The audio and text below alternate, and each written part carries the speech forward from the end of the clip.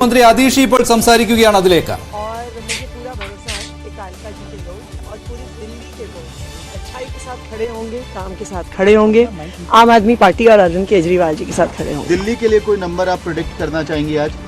देखिए, हम तो पहले ही कई दिनों से कह रहे हैं कि अरविंद केजरीवाल जी चौथी बार मुख्यमंत्री बनेंगे, भारी बहुमत से बनेंगे और आज शाम तक आंकड़ा आपके सामने। आपका मार्जिन कितना रहेगा? आप कितना मार्जिन देख रही हैं अगर आप कुछ जीते तो? कुछ घंटे में पता चलेगा। आपके लिए एक चक्रव्यूह रचा गया था, लेकिन मनीष सिसोदिया, आतिशी, अरविंद केजरीवाल तीनों की सीटों पे बीजेपी ने बहुत बड़ा दांव लगाया था ताकि आम आदमी पार्टी को रोका जा सके। देखिए, आम आदमी पार्टी का अगर आप इतिहास देखिए, आम आदमी पार्टी में हमने जब शुरुआत करी हमारे पास कुछ भी नहीं था। कोई सोच नहीं सकता था कि आम आदमी पार्टी राजनीति में सफल हो सकती है। ना हमारे पास पैसे की ताकत थी, ना हमारे पास बाहुबल था, ना हम धर्म की राजनीति करते हैं, ना हम वोट बैंक की राजनीति करते हैं। लेकिन दिल्ली के लोगों का प्यार था, भगवान का आशीर्वाद था कि आज हम यहाँ तक पहुंचे हैं। और मुझे पूरा भरोसा है कि दिल्ली के लोगों का प्यार और ऊपर वाले का आशीर्वाद हम पे बना रहेगा। आतिशी, एग्जिट पोल देखकर അദീഷി ആത്മവിശ്വാസത്തിലാണ് ഭരണം തുടരാൻ കഴിയുമെന്നുള്ളതാണ് അദീഷി പറയുന്നത്. ഒരു കാര്യം കൂടിയുണ്ട്, അദീഷിയുടെ മണ്ഡലം അതുപോലെ തന്നെ മനീഷ് സിസോദിയ മത്സരിക്കുന്നിടം ഇല്ലേ, അതുപോലെ അരവിന്ദ് കെജ്രിവാളിന്റെ ന്യൂഡൽഹി അതുപോലെ തന്നെ ജൻപുര, കൽക്കാജി, ഈ മൂന്നിടങ്ങളിലും ജയിക്കുമെന്ന് ബി.ജെ.പി പറയുന്നല്ലോ എന്ന ചോദ്യത്തിനായിരുന്നല്ലോ അദീഷിയുടെ അവസാനത്തെ മറുപടി. അങ്ങനെ ഒരു ഉറച്ച ആത്മവിശ്വാസം ആം ആദ്മി പാർട്ടിക്ക് ഉണ്ടോ ഈ മൂന്ന് മണ്ഡലങ്ങളിൽ? രാകേഷ്, ആം ആദ്മി പാർട്ടി ഏതായാലും വലിയ പ്രതീക്ഷ വെക്കുന്നുണ്ട്. പ്രത്യേകിച്ച് ഈ മനീഷ് സിസോദിയ, പട്പട്ഗഞ്ച് ആയിരുന്നു അദ്ദേഹത്തിന്റെ മണ്ഡലം. അദ്ദേഹം മാത്രമാണ് ഈ മൂന്ന് നേതാക്കളിൽ മണ്ഡലം മാറി മത്സരിക്കുന്ന അദ്ദേഹമായിരുന്നു. കാരണം അദ്ദേഹം വലിയ മാർജിനിൽ 2013-ലും 2015-ലും ജയിച്ചു. പക്ഷേ കഴിഞ്ഞ തവണ 2020-ൽ ഭൂരിപക്ഷം എന്ന് പറയുന്നത് 3000 വോട്ടാണ്. അതുകൊണ്ട് തന്നെയാണ് ഈ ഒരു ആന്റി ഇൻകംബൻസി കണക്കൂട്ടി തന്നെയാണ് പല സ്ഥാനാർത്ഥികളെ ഒഴിവാക്കിയത്. ചിലരെ മണ്ഡലം മാറ്റി പരീക്ഷിച്ചു. അങ്ങനെ ഈ മണ്ഡലം മാറ്റി പരീക്ഷിക്കപ്പെടുന്ന പ്രധാനപ്പെട്ട നേതാവാണ് മനീഷ് സിസോദിയ. മനീഷ് സിസോദിയ കാര്യം എടുക്കുകയാണെങ്കിൽ ആം ആദ്മി പാർട്ടി തന്നെ കണക്കൂട്ടുന്നത് പട്പട്ഗഞ്ചിനേക്കാൾ കുറച്ചുകൂടി സേഫായ മണ്ഡലമാണ് ജംഗ്പുര എന്നുള്ളതാണ്. കാരണം അവിടെ നിസാമുദ്ദീൻ ബസ്തി, പ്രത്യേകിച്ച് ഈ ന്യൂനപക്ഷ മേഖല ഉൾപ്പെടുന്ന പ്രദേശമുണ്ട്, സിഖ് വോട്ടുകളുണ്ട്, ദളിത് വോട്ടുകളുണ്ട്. അപ്പോൾ ഈ വോട്ടുകളൊക്കെ തന്നെ കഴിഞ്ഞ കാലങ്ങളിലൊക്കെ തന്നെ ആം ആദ്മി പാർട്ടിക്ക് വന്നിട്ടുള്ളതാണ്.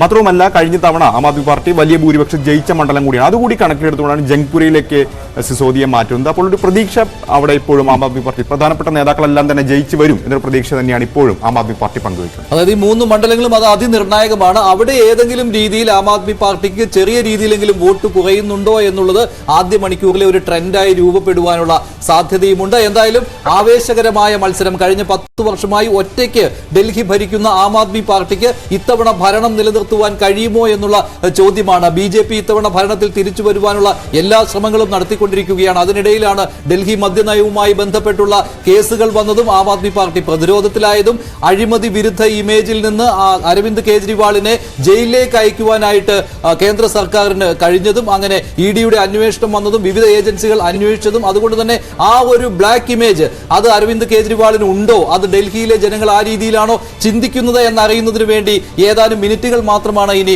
ബാക്കിയുള്ളത്. എക്സിറ്റ് പോൾ ഫലങ്ങളിൽ ബി.ജെ.പിയുടെ വിജയമാണ് പ്രവചിക്കുന്നത്. അത് വിജയിക്കുമോ, ആ എക്സിറ്റ് പോളുകൾ വിജയിക്കുമോ എന്നുള്ളതാണ് അറിയുവാൻ ബാക്കിയുള്ളത്. ശ്രീ സന്തോഷ് ജോയി, അപ്പോൾ ഇന്നലെ നടന്നത് നാടകീയമായ ചില സംഭവങ്ങളായിരുന്നു, അതൊരു ഡ്രാമയായിരുന്നു. എന്താണ് യഥാർത്ഥത്തിൽ അവിടെ നടന്നത്? അല്ല, ഇന്നലെ നടന്നത് അതൊരു തുടക്കം മാത്രമാണ്. ഇന്നത്തെ റിസൾട്ടോട് കൂടി അതിന്റെ ഊർജ്ജത കൂടിയോ കുറയോ ചെയ്യും. പക്ഷെ ഞാൻ പറഞ്ഞു വന്നത്, ഈ ഡൽഹിയിൽ കഴിഞ്ഞ ഒരു 5-6 മാസം കൊണ്ട് നടന്നത് ഈ ആൾക്കാരുടെ ക്യാമ്പയിൻ സ്റ്റൈലുകൾ എന്ന് പറഞ്ഞാൽ പോപ്പുലിസം ക്യാമ്പയിൻ, പോപ്പുലിസ്റ്റ് അനൗൺസ്മെന്റ് ചെയ്തിട്ടുള്ള ക്യാമ്പയിൻസ്, അതൊരു ആം ആദ്മി പാർട്ടിയുടെ സ്റ്റൈലാണ്. ആ സ്റ്റൈലിനെ കോൺഗ്രസും ബി.ജെ.പി രണ്ട് ഏറ്റെടുത്തുകൊണ്ടാണ് ബി.ജെ.പി ഒരു കാലത്തൊക്കെ വലിയ തോതിൽ ഇതിനെ റേവടിയെന്നും പല കാര്യങ്ങൾ പറഞ്ഞ് ആക്ഷേപിച്ചിരുന്ന ഒരു സാഹചര്യത്തിനെ ആ ബി.ജെ.പി പോലും ഏറ്റെടുത്തത്. അരവിന്ദ് കെജ്രിവാൾ 2100 രൂപ സ്ത്രീകൾക്ക് കൊടുക്കാന്ന് പറഞ്ഞപ്പോൾ ബി.ജെ.പി പറയുന്നത് 2500 രൂപ. അതുപോലെ കോൺഗ്രസും അങ്ങനെ പറയുന്നു. അപ്പോൾ അരവിന്ദ് കെജ്രിവാളിന്റെ ആ ക്യാമ്പയിൻ സ്റ്റൈലിനെ ബി.ജെ.പി ഏറ്റെടുത്തു. അതേസമയത്ത് ബി.ജെ.പിയുടെ ഒരു ഹിന്ദുത്വ പോളിറ്റിക്സ് ഉണ്ട്. അത് മൊത്തം ഇന്ത്യയിൽ നല്ലവണ്ണം ബി.ജെ.പി മുമ്പോട്ട് വെക്കുന്ന ഒരു പോളിറ്റിക്സ് ആണ്. അതിൽ ഒരു പക്ഷേ ഡൽഹിയിൽ മുമ്പോട്ട് നിൽക്കുന്നത് അരവിന്ദ് കെജ്രിവാളാണ്. അയോധ്യ ബി.ജെ.പിയുടെ ബാൻഡാണ്. ബി.ജെ.പി വൃത്തങ്ങൾ കൂടെ നിന്ന് പണിഞ്ഞ അമ്പലമാണെന്നൊക്കെ നമ്മൾ പറഞ്ഞാലും ഇതിന്റെ മുതലെടുത്തത് ഡൽഹിയിൽ അരവിന്ദ് കെജ്രിവാളാണ്. പക്ഷേ ഈ ഗ്രാമപ്രദേശം ഞാൻ പറഞ്ഞല്ലോ, വില്ലേജ് പോളിറ്റിക്സിന്റെ ഒരു ഒരു ഒരു ഒരു ഉസ്താദാണ് അരവിന്ദ് കെജ്രിവാൾ. അപ്പൊ ഈ വില്ലേജ് പോളിറ്റിക്സിനകത്ത് ഡൽഹിയിൽ പഞ്ചായത്ത് സിസ്റ്റം ഇല്ല. പക്ഷെ ഡൽഹിയിൽ ഇപ്പോഴും അൺഒഫീഷ്യലി പ്രധാനികളുണ്ട്. ഈ പ്രധാനികളുടെ കയ്യിൽ നിന്ന് പേര് മേടിച്ചിട്ട് എല്ലാ മാസം ആയിരക്കണക്കിന് ആൾക്കാരെ അയോധ്യയിൽ പറഞ്ഞു വിടുന്ന ആളാണ് അരവിന്ദ് കെജ്രിവാൾ. അതേപോലെ തന്നെ പർവേഷ് വർമ്മയുടെ കോൺസ്റ്റിറ്റ്യുവൻസിലൊക്കെ അവര് ഒരു കാര്യം അതിശയിച്ചു പോയത്, ഇവരൊക്കെ അമ്പലങ്ങളിലൊക്കെ പോയി ക്യാമ്പയിൻ ചെയ്താൽ പോയപ്പോൾ അവിടെ അരവിന്ദ് കെജ്രിവാളിന്റെ ആൾക്കാർ ഒരു മാസം മുമ്പ് വന്ന് പണ്ഡിതുകൾക്ക് സാലറിക്ക് വേണ്ടിയുള്ള ഫോം നിറച്ചിട്ട് പോയ അവർക്ക് ബ്രാഹ്മണർക്ക് ഡൽഹിയില് പൂജാരികൾക്കും ഗ്രന്ഥികൾക്കും ഗുരുദ്വാരയിലെ ഗ്രന്ഥികൾക്കും അമ്പലങ്ങൾക്കും പൂജാരികൾക്കും ഒരു ശമ്പളം നിശ്ചയിക്കാമെന്നുള്ളൊരു വാഗ്ദാനത്തോടാണ് അരവിന്ദ് കെജ്രിവാൾ ഇലക്ഷന് പോകുന്നത്. അപ്പോൾ ചുരുക്കി പറഞ്ഞാൽ ബിജെപിയുടെ ക്യാമ്പയിൻ സ്റ്റൈലിനെ ഏറ്റെടുത്തുകൊണ്ടാണ് അരവിന്ദ് കെജ്രിവാൾ ഈ പ്രാവശ്യം ഇലക്ഷനിൽ നിൽക്കുന്നത്. അതേസമയത്ത് അരവിന്ദ് കെജ്രിവാളിന്റെ പോപ്പുലിസം പോളിറ്റിക്സിനെ ഏറ്റെടുത്തുകൊണ്ടാണ് ബിജെപി ഈ പ്രാവശ്യം കോൺഗ്രസും ബിജെപിയും രണ്ടും ക്യാമ്പയിനിൽ ഇറങ്ങിയിരുന്നു. ശരിയാണ്. അങ്ങനെയാണെങ്കിൽ അരവിന്ദ് കെജ്രിവാൾ എന്തൊക്കെ വാഗ്ദാനങ്ങൾ ഇതിനകം നൽകിയിട്ടുണ്ടോ ആ വാഗ്ദാനങ്ങളൊക്കെ ബിജെപിയും കോൺഗ്രസും ഏറ്റെടുത്ത് ഫ്രീബീസ് എന്ന് പറയുന്ന സൗജന്യ വാഗ്ദാനങ്ങളാണ് ഡൽഹി ജനതയ്ക്ക് മുന്നിലേക്ക്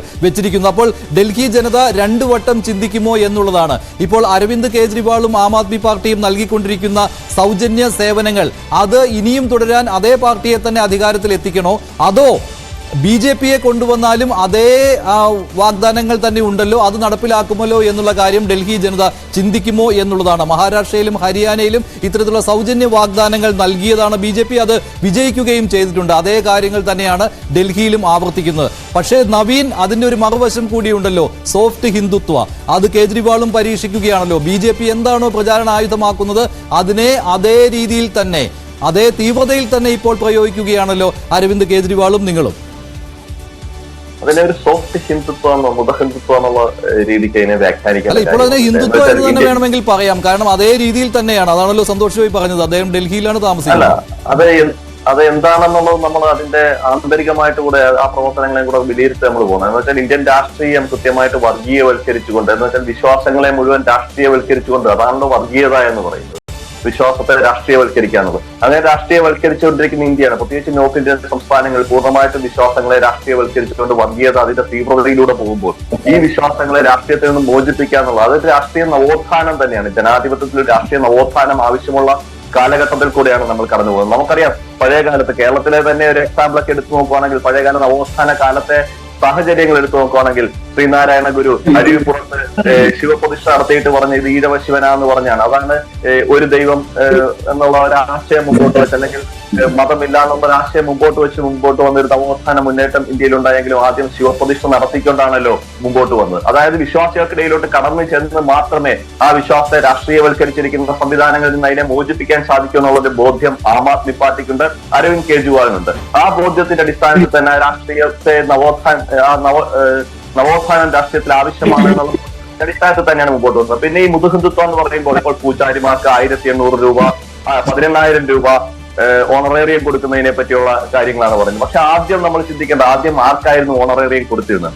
2015 തന്നെ ഇമാമുകൾക്ക് 18,000 രൂപ ഓണറേറിയം കൊടുത്തതാണ്. അത് വഖഫ് ബോർഡ് വഴിയാണ് കൊടുക്കുന്നതെങ്കിൽ വഖഫ് ബോർഡിന് അന്ന് 30 ലക്ഷം രൂപയോളമേ വരുമാനമുള്ളൂ എന്ന് പറഞ്ഞപ്പോൾ 62 കോടിയോളം രൂപ ഗവൺമെന്റ് ഗ്രാൻഡ് ആയിട്ട് കൊടുത്തു. വഖഫ് ബോർഡിന് ഗ്രാൻഡ് ആയിട്ട് കൊടുത്തുകൊണ്ട് 18,000 രൂപ പ്രതിമാസം ഓണറേറിയം കൊടുത്തത് ഇമാമുകൾക്കായിരുന്നു. അതിനെതിരെ 2024 ഇലക്ഷൻ സമയത്താണ് ഒരു രുക്മിണി സിംഗ് എന്ന് പറയുന്ന ജഡ്ജ് ഒരു പബ്ലിക് ഇൻട്രസ്റ്റ് ലിറ്റിഗേഷൻ ഹൈക്കോടതി കൊടുക്കുകയും ഹൈക്കോടതി ഒരു വിമർശനം ഉണ്ടാകുന്ന, ഒരു വാക്കാലുള്ള വിമർശനം ഉണ്ടാകുന്ന ഒരു വിഭാഗത്തിന് മാത്രം കൊടുക്കുന്നതിനെ പറ്റിയൊക്കെ. അപ്പൊ ആദ്യം കൊടുത്ത മുസ്ലിങ്ങൾക്കല്ലേ, അപ്പൊ എങ്ങനെയാണ് അത് മുതുഹിന്ദുത്വം എന്ന് നടന്നത്? അതിന്റെ തുടർച്ച എന്നോണമല്ലേ 2024 അത് മറ്റ് ഹിന്ദു പൂജാരികൾക്ക് പ്രഖ്യാപിക്കുന്നത്? അവിടെ എങ്ങനെയാണ് നമ്മൾ മുതുഹിന്ദുത്വം എന്ന് പറയുന്നത്? പക്ഷെ അവിടുത്തെ വിശ്വാസ സമൂഹം ഏറ്റവും കൂടുതൽ ഏതാണോ ഉള്ളത്? സ്വാഭാവികമായിട്ട് അരവിന്ദ് കെജ്രിവാൾ അല്ലെങ്കിൽ ഒരു സർക്കാർ അവരുടെ സേവനങ്ങൾ കൊടുക്കുമ്പോഴത്തേക്ക് അത് വീതിച്ചു നോക്കുകയാണെങ്കിൽ, ആ പ്രദേശത്തുള്ള വിശ്വാസ സമൂഹത്തിന്റെ അടിസ്ഥാനത്തിൽ വീതിച്ചു നോക്കുകയാണെങ്കിൽ ഏറ്റവും കൂടുതൽ കിട്ടുന്ന വിശ്വാസ സമൂഹം ഏതാണെന്ന് പറഞ്ഞുകൊണ്ട് അതിനെ അങ്ങനെ വ്യാഖ്യാനിക്കാൻ സാധിക്കും. ശരി, എന്തായാലും